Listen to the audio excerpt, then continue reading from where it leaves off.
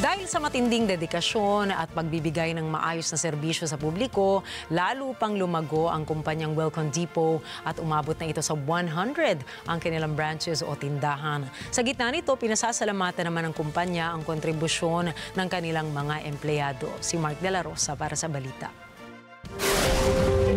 Sa halos 5 dekada ng serbisyo sa bawat pamilyang Pilipino, muling pinatunayan ng Wilcon Depot na sila'y isang haligi ng industriya sa construction at home improvement sa Pilipinas. Congratulations!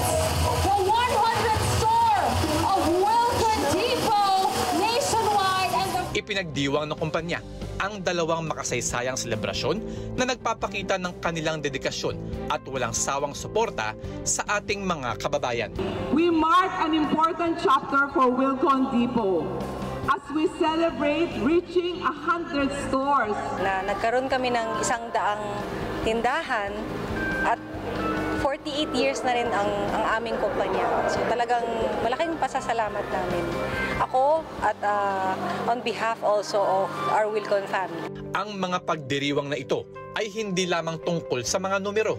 Ito ay kwento ng bawat empleyado, supplier at customer na naging bahagi ng tagumpay ng Wilcon Depot. So sa aming mga empleyado, we are grateful, as our chairman says, na ang employees namin, ang tao ng Wilcon, talaga ang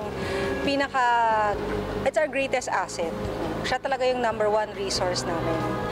For our customers, syempre we are very grateful that you continue to partner with us, you continue to support us. And in turn, of course, gusto namin maging authentic, na maging honest kami sa value na binibigay namin sa customers. And of course, our partners, our suppliers, and all the industry partners of where we belong to. 48 taon ng Wilcon Depot. Isa itong patunay ng kanilang pangako na dalhin ang dekalidad na produkto at serbisyo sa mas maraming Pilipino. Join us to many more years, many more stores, many more milestones. 100 na ang Wilcon, 100 pang Wilcon, isa lang ang daan, Wilcon. Mark De La Rosa, para sa mata ng Agila International. Trusted, connected, on point.